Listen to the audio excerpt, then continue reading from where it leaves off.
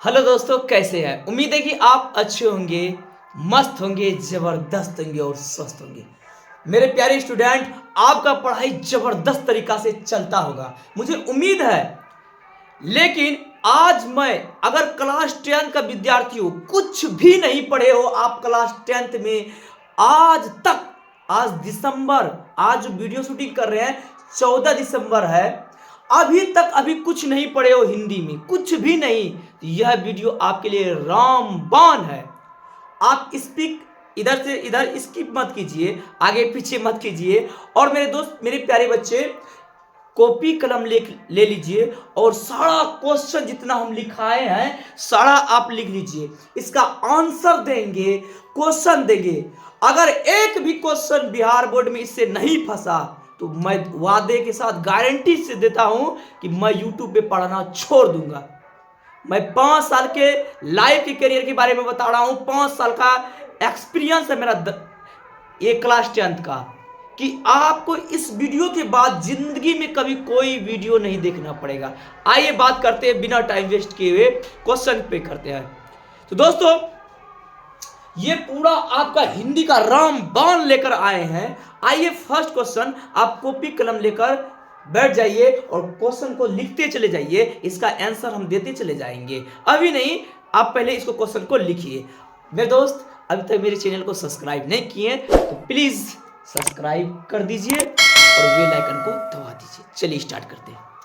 देखिए दोस्तों, पहला जो क्वेश्चन है आपका हिंदी का, जबरदस्त।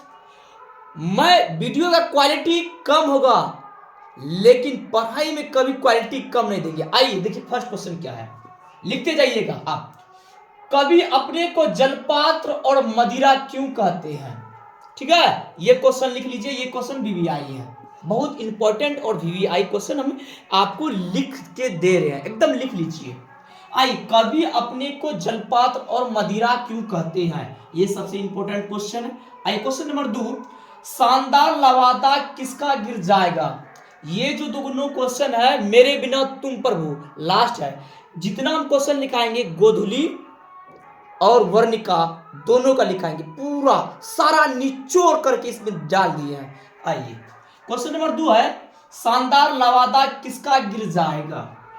तीसरा क्वेश्चन है, खोखा किन मामलों में अपवाद था?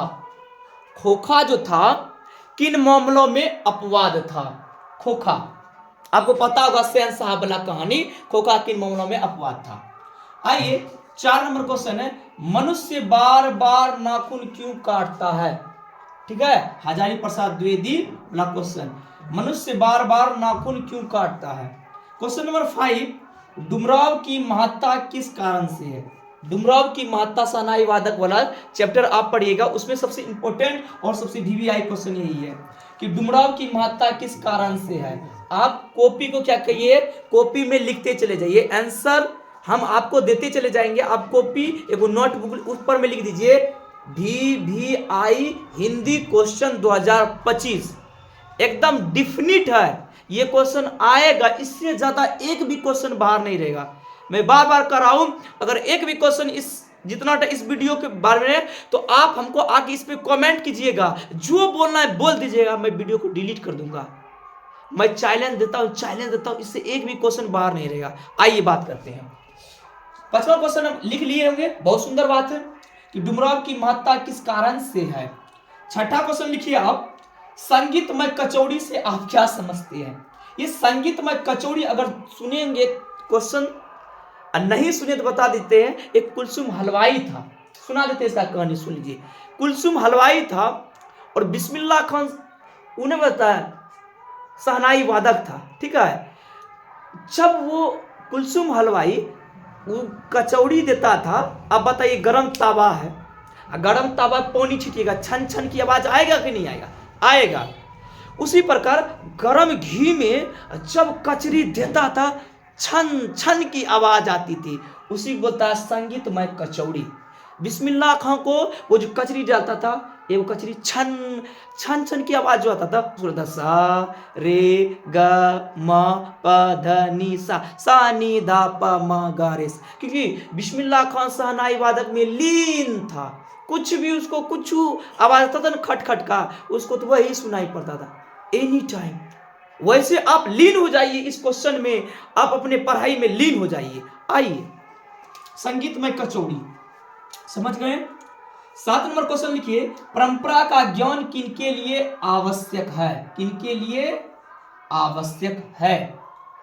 8वां क्वेश्चन है आपका सबसे VVI Lalan top question, Devanagari लिपि की अक्षरों में स्थिरता कैसे आई? देवनागरी लिपि जो अपना बना उसके अक्षरों में स्थिरता कैसे आई? 9 नंबर क्वेश्चन मेरे प्यारे बच्चे, गुर्जर प्रतिहार कौन थे? ये भी इंपॉर्टेंट और ललन टॉप क्वेश्चन है। हम बोल रहे हैं ना, इससे ज्यादा कभी औकात ही नहीं है बिहार बोर्ड का, इससे ज्यादा क्वेश्चन बाहर दे देगा, हो ही नहीं सकता। नंबर 10, गांधी जी शिक्षा का ध्येय किसे मानते हैं? गांधी जी बढ़िया शिक्षा किसे मानते हैं? सब बताएंगे, सब लिखाएंगे। पहले क्वेश्चन को आप एक बार नोट करके चले जाइए, वहां लिख दीजिए VVI क्वेश्चन।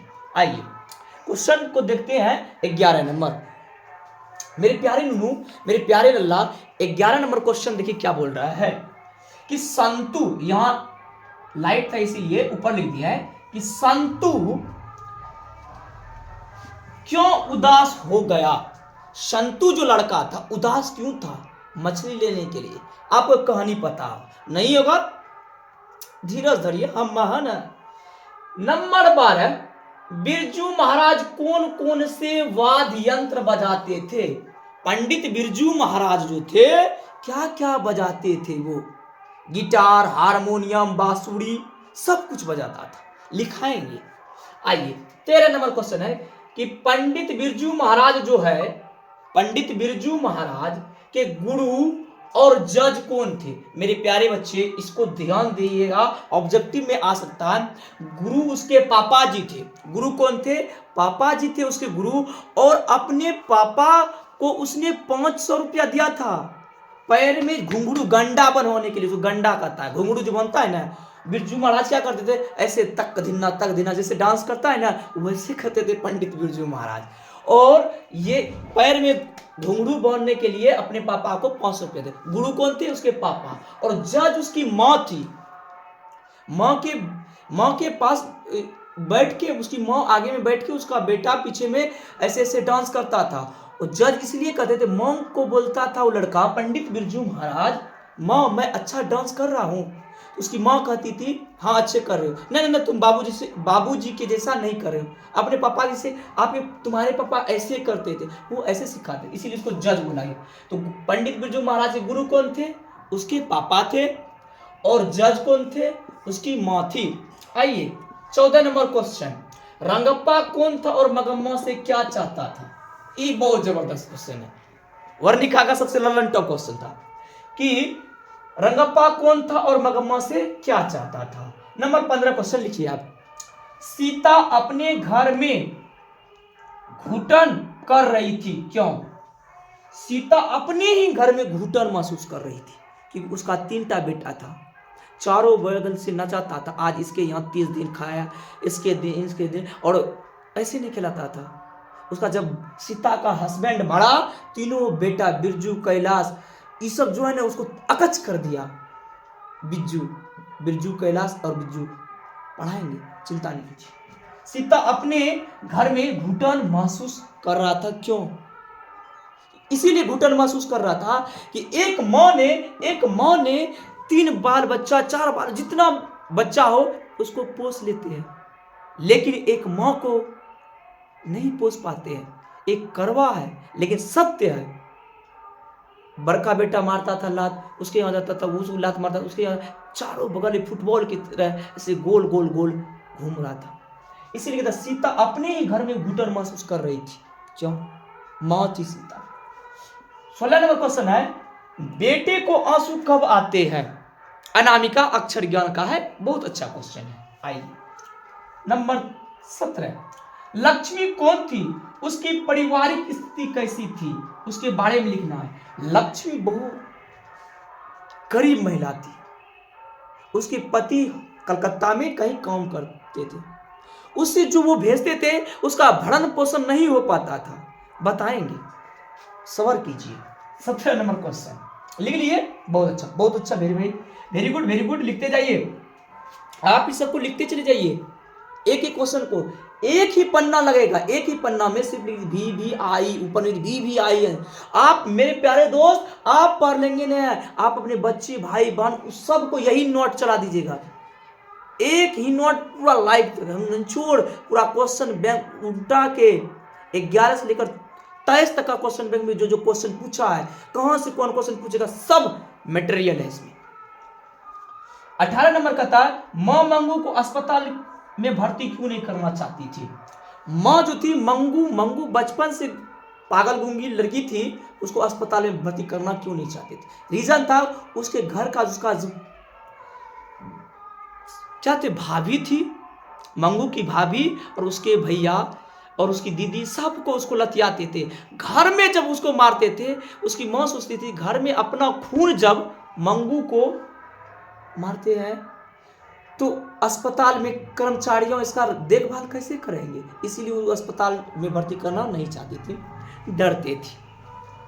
आइए 19 नंबर क्वेश्चन है, वीवीआई क्वेश्चन वाला टॉप क्वेश्चन है कि बहू ने सास को मनाने के लिए कौन सा तरीका अपनाया। मेरे प्यारे दोस्त, इसको दिख रहा है आपको, अगर दिख रहा है तो हम बोलते जा रहे हैं, बोल रहे हैं, उस पर भी ध्यान दीजिएगा।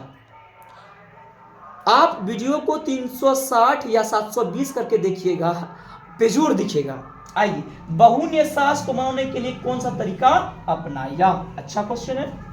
20वां लास्ट क्वेश्चन है कि वृक्ष और कवि में क्या संवाद होता था। लिख लीजिए, हम बोल रहे हैं वृक्ष और कवि में क्या संवाद होता था। एक वृक्ष था और कवि दोनों बैठकर संवाद करते, मतलब बातचीत, आप ऐसे हो वैसे हो, ये हो वो है, दोनों में बातचीत होता था।